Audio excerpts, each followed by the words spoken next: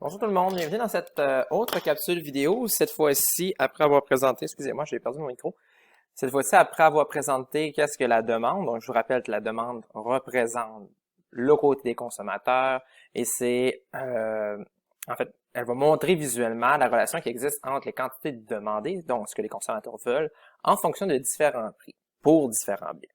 Donc, aux dernières vidéos, je vous ai montré aussi un déplacement qu'on nomme le long. Donc, je vous rappelle que graphiquement, si je me permets, graphiquement, on avait une droite de ce type-là, un P, un truc pour retenir l'ordre dans lequel vous devez identifier vos axes, Parti québécois. Bon, ben, pour certains, ça ne dira pas grand-chose, mais c'est pas grave. P, Q, donc P en premier, Q en deuxième. En cas de doute, là, c'est mon petit... ou en ordre alphabétique, simplement. C'est une des choses les plus faciles. Puis, autre élément aussi, il n'y a pas d'autre titre d'axe que prix et quantité. Bon. Fait qu'on vous disait, ce que je voulais dire, c'est qu'on a pris une quantité. Ensuite, on avait une fonction de demande qu'il faut identifier. Puis on disait, ben, on regarde, par exemple, quel est l'impact de passer de 4 à 2 $. Puis on voyait que, intuitivement, on dit que normalement, si le prix diminue, on devrait avoir des quantités plus élevées, ce qu'on retrouvait. Donc, passer de 4 à 2 $ fait en sorte que, graphiquement, même, on trouve qu'on augmente la quantité demandée. Or, cette section de cours, ou plutôt cette section-ci, présente plutôt les déterminants de la demande. Donc, ce sont tous les autres éléments que le prix qui vont affecter la demande en entier. Donc, quand on va parler de déplacement de la demande, on va parler d'augmentation. Oups, regardez, je vais juste que ce soit un peu plus en vert. On va parler d'augmentation. Et en rouge, parce que si on va parler de diminution ou baisse de la demande. Donc, je vous montre graphiquement. Je vous rappelle qu'en ordre, je vais juste vérifier, voir, c'est ça. Qu'en ordre, les étapes pour bien réussir et ne rien oublier, l'étape numéro 1, on donne des titres à nos axes, hein? Titres à nos axes. Donc, prix, puis Q, et j'insiste là-dessus, c'est vraiment très important. Lors des examens, qu'ils soient en ligne ou en classe, vous allez perdre des points si, même dans vos travaux pratiques, si ces deux petits éléments-là ne sont pas identifiés. Parce que si vous inversez, officiellement, si vous inversiez les axes puis vous me les identifiez, ça serait pas grave. Or, j'ai besoin de savoir de quoi vous parlez. Étape 2, je vous dis, juste pivoter. Bon, étape 2, comme ceci. Donner un titre au graphique. Ça, c'est un autre élément tellement important, là. Puis pour être sûr que vous en rappelez, là, imaginez, là, vous voyez un beau graphique sur la COVID, mais on vous dit pas c'est quoi. Tout ce que vous voyez, c'est des points qui augmentent. Ça fait aucun sens. Donc, on se met un titre. S'il n'y a pas de marché particulier, on marque seulement marché ou offre et demande. L'important, c'est qu'on lui donne un titre. Parce qu'oubliez pas, hein, il y a la courbe des possibilités de production qui pourrait aussi être représentée dans ce type de graphique-là. Donc, faites très attention à cela. L'étape numéro 3, évidemment, c'est de tracer la courbe. On parle de courbe, mais officiellement, là, je fais un petit point là-dessus, là, elle pourrait être de même, elle pourrait être comme ça, elle pourrait être de ce format-là. L'important, c'est qu'elle ait une pente négative. Ça, c'est une fonction genre par escalier. Fait que, moi, on va parler de droite, courbe, c'est la même chose. Ayez toujours ça en tête, que l'important, c'est qu'elle ait une pente négative. Donc, pour le bien de l'exemple, moi, je vais me servir plutôt d'un modèle très classique, ça change absolument rien. Donc, flèche par en bas pour me rappeler que ça diminue à mesure que le prix augmente. Voilà. Ah non, c'est pas ça du tout, je m'excuse. Donc, nous avons la demande numéro 1. Autre élément important, étape 4. Toujours important, étape numéro 4. Identifier la droite. Puis vous allez comprendre rapidement pourquoi. Parce que je peux, en examen ou même en exercice, vous faire déplacer plusieurs fois à la droite. Donc, si je suis pas en mesure, moi, de reconnaître quelle est la première, la deuxième et la troisième droite, comment voulez-vous que je vous évalue? Et l'étape numéro 5, je vous dirais, c'est étape représenter la variation.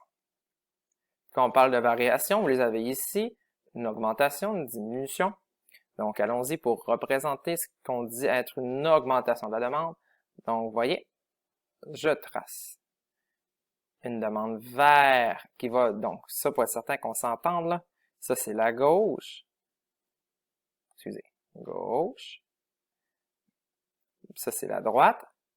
Donc, une demande, une droite qui s'en va vers l'extérieur du graphique. Donc, le point d'origine est à l'intérieur. Donc, on s'éloigne du point d'origine. On dit que c'est une augmentation de la demande. Maintenant, qu'est-ce que ça va signifier? On va le voir dans quelques instants. Donc, je vous demanderai d'attendre si jamais la question vous est venue. Aussi, nous avons ici la demande numéro 2. Donc, ça, c'est 2. Ça, c'est en 1. En rouge, lorsqu'on va vers l'intérieur du graphique, donc lorsqu'on va vers l'origine, on parle d'une diminution de la demande. Donc, droite D2, vous voyez, ça serait D3. Vous voyez l'importance, donc D3, D2, ça c'est un D, hein, c'est pas un P, mais c'est bien un D pour demande. Donc, ça c'est une diminution, alors que de l'autre côté, en vert, ce qui est représenté, c'est une augmentation. Donc, vous voyez, il n'y a pas de mouvement le long. Là, c'est la droite en entier qui va se déplacer. Donc, allons-y pourquoi il y a un déplacement de la demande en entier. Donc, comme je le disais dans cette vidéo, on va parler en fait des déterminants. Un déterminant, c'est quoi en fait? Je vais souvent parler de deux éléments, soit des déterminants ou des facteurs. Donc, ce sont des éléments, des choses qui arrivent dans la vie qui vont modifier votre comportement. Des fois, ça va être une modification au niveau des préférences. Des fois, c'est une modification du revenu. Augmentation, diminution. Des fois, c'est juste qu'il y a plus de gens. Donc, on va en voir quelques-uns qui vont venir qu'à modifier la demande. Donc, les voici. Je passe rapidement. Moi, je vous invite à lire votre manuel qui le détaille de façon beaucoup plus précise que moi, mais je vais y aller rapidement. Donc, lorsque survient le déplacement de la courbe de demande. Donc, là, je vais mettre ici, là, je suis en vert. Donc, on va parler d'une augmentation de la demande. Je vous rappelle qu'une augmentation de la demande, c'est ici ce qu'on voit en vert, donc on sort vers l'extérieur, ce qui va signifier aussi que c'est pour tous les prix. Donc, peu importe le prix de l'objet en question, on en achète plus. C'est ça que ça veut dire, une augmentation de la demande. Donc, les goûts et les préférences.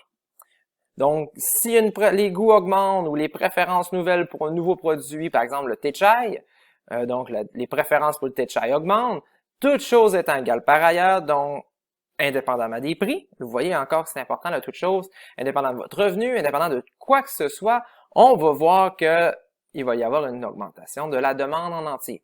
Pas de la quantité demandée, mais de la demande en entier. Si vous êtes plus riche, plus de revenus, donc un travail qui vous donne plus d'argent, vous héritez de votre grand-mère ou de votre tante, ben vous avez moins de contraintes budgétaires, donc plus d'argent, ce qui signifie que toutes choses étant égales par ailleurs, la demande devrait augmenter. La disponibilité, j'ai marqué accessibilité, mais ça pourrait être aussi la disponibilité des prix des biens substituts et des compléments. Un substitut, c'est quoi? Un substitut, ce sont deux alternatives. Donc, j'ai le choix, par exemple, à l'épicerie entre, je sais pas moi, une pomme et une orange.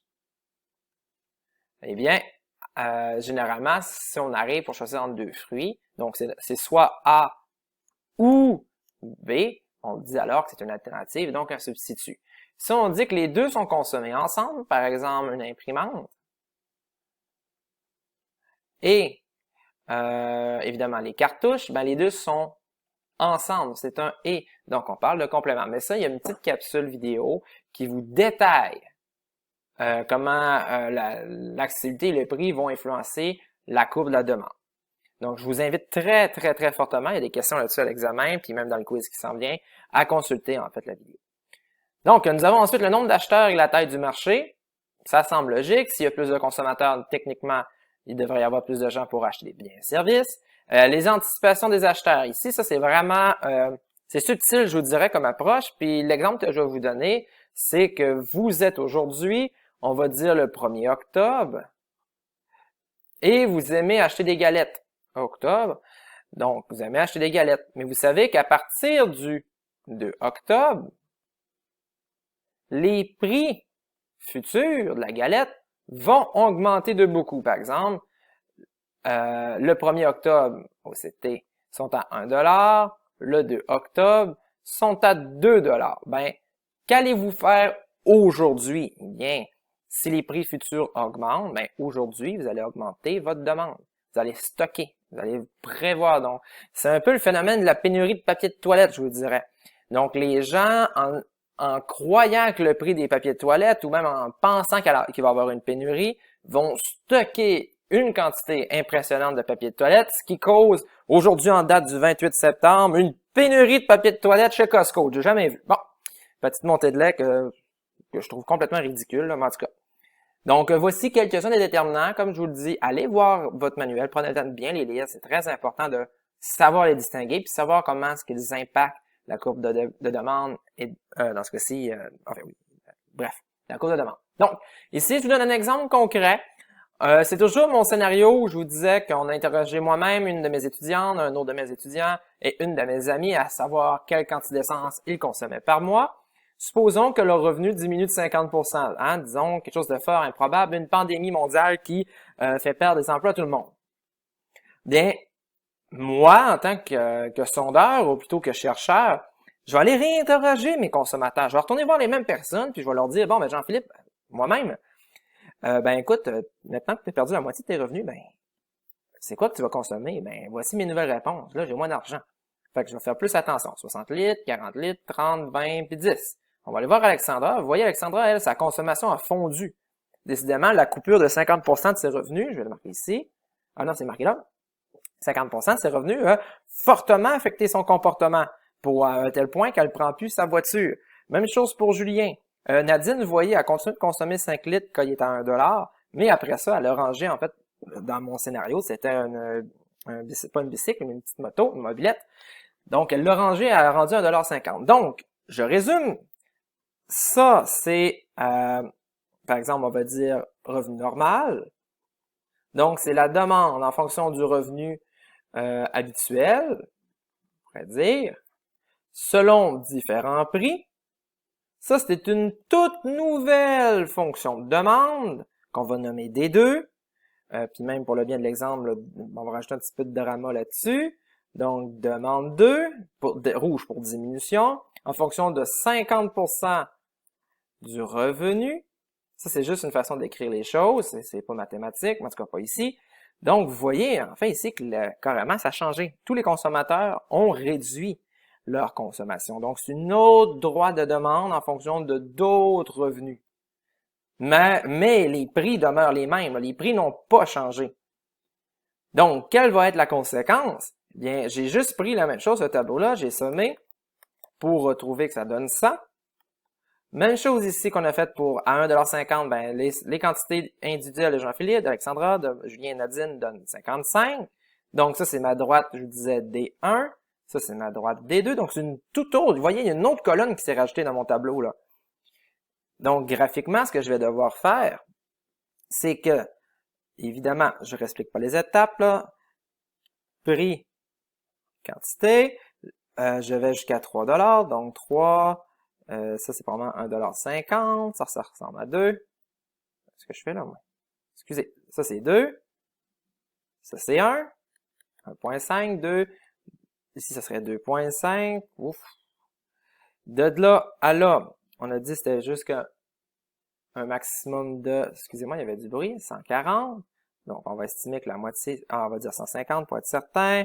Donc, on va diviser ça en 3 blocs égales. 50 ici. On va dire 100 à peu près là. 150. Là, j'y vais très rapidement. Moi, je vous conseille, prenez le temps de bien tracer les choses. Donc, on dit 2, c'est 75 unités. Donc, à peu près ici. À 3$, on tombe plus excusez-moi, à 3$ ici, on tombe à 30 unités. Donc là, je suis en train de tracer cette droite-là. Je vais même changer de crayon de couleur, comme vous le voyez. Donc voilà, ça devrait donner une espèce de droite comme celle-ci, qu'on va nommer droite D1. Et on va faire le même exercice, mais cette fois avec cette colonne-là. Donc à 1$, on est maintenant à 100. À 1,50$, on a chuté drastiquement à peu près 55. À 2$, on est rendu à 40. Maintenant, à 2,50$, 20. Et pas d'ail. 20, fait que c'est à peu près une espèce de courbe comme ça qu'on voit. Puis vous voyez, elle n'est pas nécessairement droite, puis c'est pas grave. Donc, quand je dis que on appelle ça un déplacement en entier. Donc, la droite en entier s'est déplacée. Donc, ça veut dire pour tout les niveaux de prix. Quand on parle des niveaux de prix, c'est vraiment pour chacun des prix, la quantité demandée, donc ce que les gens nous ont répondu ici, diminue. C'est ce qu'on voit à 1$, avant, mettons si je prends cet exemple, on va prendre le point 75, donc ici, autrefois, on était ici, maintenant la demande est rendue ici. Plutôt la nouvelle quantité demandée donc à 2$, la nouvelle quantité demandée est de 40, donc ce qu'on retrouve ici, alors qu'autrefois elle était de 75. Et ça c'est vrai pour tous les niveaux de prix, ce qui fait en sorte qu'il y en a complètement une nouvelle droite de demande. Donc je vais juste baisser ça ici, voilà. Donc c'est pour ça qu'on parle en fait d'un déplacement et non d'un mouvement le long. Vous voyez, on n'a pas changé les prix ici, donc on ne se déplace pas dans notre tableau, mais plutôt on va créer une nouvelle fonction de demande.